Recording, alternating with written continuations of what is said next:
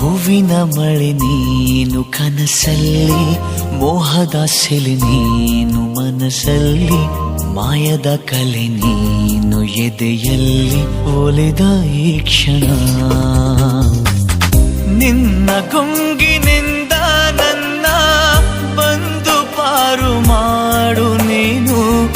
ಒಂದೇ ಕನಸು ಕಾಣುವಾಗ ನಾನು ನೀನು ಬೇರೆ ಏನು.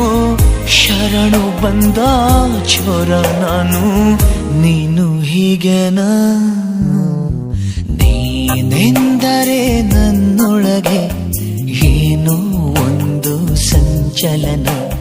ನಾ ಬರೆಯದ ಕವಿತೆಗಳ ನೀನೇ ಒಂದು ಸಂಕಲನ.